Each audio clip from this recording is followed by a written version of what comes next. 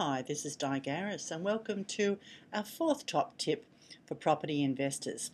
If you're thinking about going forward with investment, what's it going to cost you per week to hold your investment?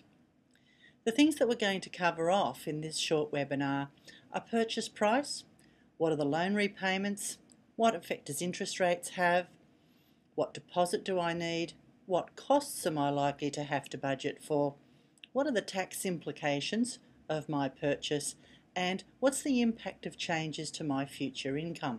So let's get started. First of all, the purchase price. You mustn't be an emotional investor. Know what your maximum borrowing capacity is and don't go beyond that.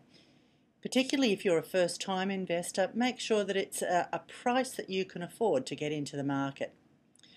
Wherever it is that you're going to be investing, know the median house price.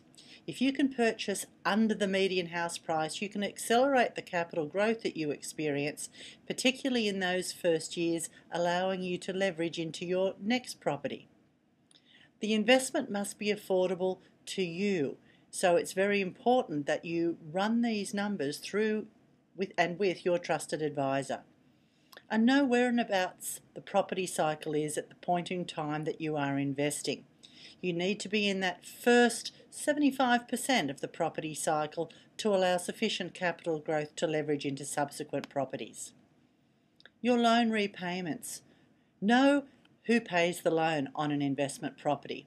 Largely, it's the tenant and the Australian Tax Office through its benefits, and the smallest amount of money should be coming from you. If you're not sure how much each of these groups are going to be paying for that investment, you need to sit down with us and we can analyse that for you. And know your financial commitment so that you can budget around that and you feel comfortable that that's going to allow you to continue to do the other things in your life that you want to get done now or that you know are going to occur in the future. Consider that you need to look at what's going to happen if interest rates go up. So you need to investigate a number of scenarios to your bottom line to understand the difference it's going to make. And we always run a number of variations for our clients so that they can see what's the situation now, what if interest rates go up 0.5%, 1%, 2%, so that you feel comfortable that should there be fluctuations in interest rates, you're going to be able to meet your commitments. Deposit. What is the loan to valuation ratio required? You need to know that banks at the moment, usually about 90% for outside of superannuation, sometimes as high as 95%.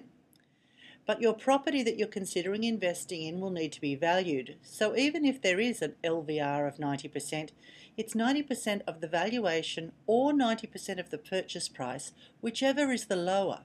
So you need to know whether that valuation is going to come up correctly and the impact it's going to make on you in finding more cash available or more line of credit to meet your deposit requirements. There are such a variety of financial products out there. I've said a number of times in our webinars, you need to use a mortgage broker who can give you specialised advice in all the products. Don't try and do it yourself. You're not the expert in that. What other costs do you need to be aware of? Are you going to have to take out mortgage insurance? What legal costs are involved? What insurances do I need? And what's going to be the cost for my valuations? So I need to make sure that I have access to adequate funds to cover those costs in order to get started.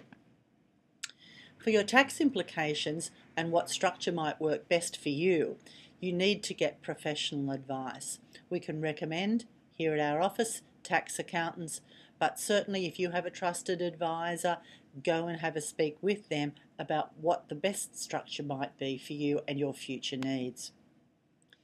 The other thing to consider is your future income. Depending on the line of work you're in, what's the likelihood that your income is going to go up? Are you dependent on both husband and wife or both partners working to enable you to maintain the finance on your investment? And if you are thinking about changing jobs, certainly seek advice in advance. Financial institutions want to see you at least secure in a job for a minimum of 2 years to ensure that you are a good risk in terms of lending you money. Thank you again for joining us for Top Tips.